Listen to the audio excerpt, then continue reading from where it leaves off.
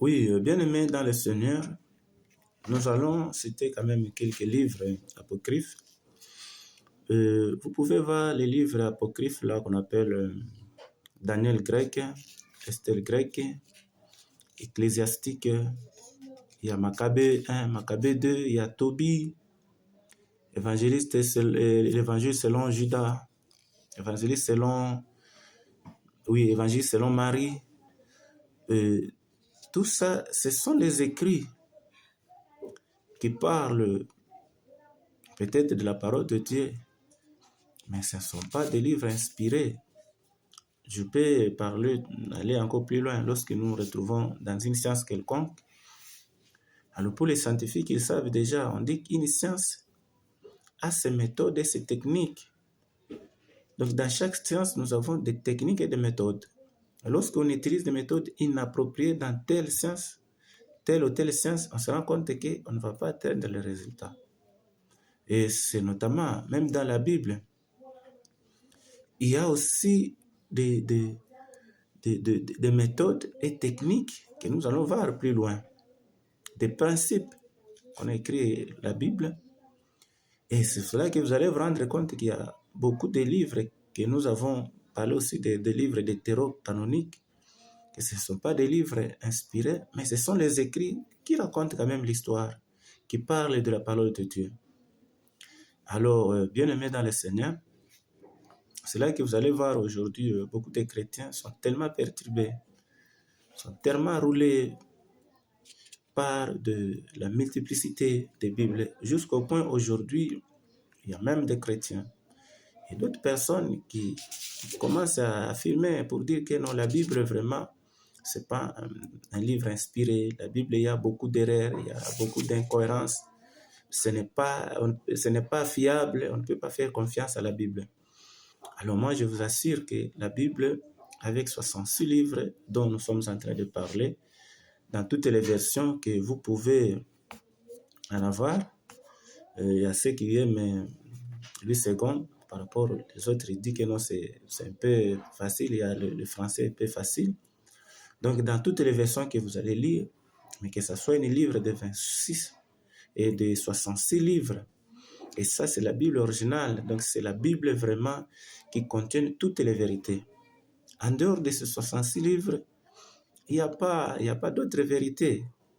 On peut parler d'autres choses, mais qui ne sont pas de vérité. Je pense que tout ce qu'on peut parler de l'homme, on peut parler de Dieu, on peut parler du salut, on peut parler de la bénédiction, de tout ce qu'on peut parler de la stabilité, tout se trouve dans cette Bible-là de 66. Donc, faites confiance en cette Bible et vous allez voir qu'il y a tellement de merveilles et tellement de bonnes choses qu'on peut tirer là-dessus pour notre édification, pour notre vie. C'est pourquoi, bien-aimés, je vous demande de vous abonner à ma chaîne pour ne pas rater vraiment d'autres publications. Je sais qu'ici, il y a tellement beaucoup de choses à dire sur la Bible. Alors, cheminons ensemble, nous allons découvrir. Dans la Bible, il n'y a pas d'erreur, il n'y a pas d'incohérence et il n'y a pas non plus de contradiction. Nous allons voir tous ces points, nous allons les développer. Et s'il y a des questions, vous pouvez les poser. Nous sommes là disposés pour vous donner des réponses. Et aujourd'hui, on peut parler et vous dire que non, ça, c'est une erreur dans la Bible. Dans la Bible, il n'y a pas d'erreur, même pas de confusion.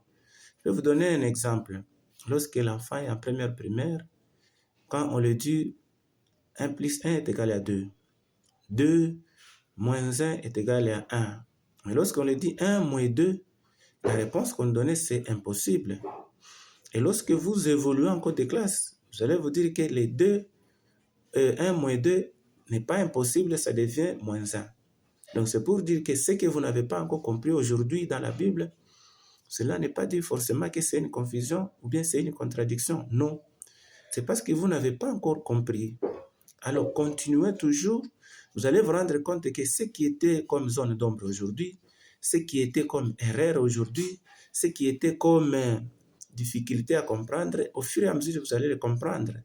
Donc si vous lisez la Bible avec l'esprit de connaître avec le Saint-Esprit qui vous éclaire, vous allez voir que c'est un merveilleux livre.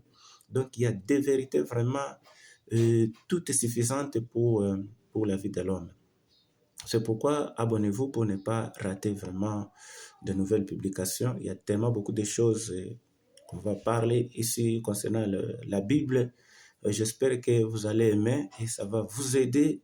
Et prochainement, vous ne serez pas vraiment à la merci des gens qui peuvent vous détourner, vous démontrer dans la Bible qu'il y a trop de contradictions, tout ça. Nous allons parler de tout ce qu'on appelle des contradictions. On va les démontrer ici et vous allez comprendre qu'il n'y a pas de contradiction, il n'y a pas d'erreur, c'était juste la compréhension.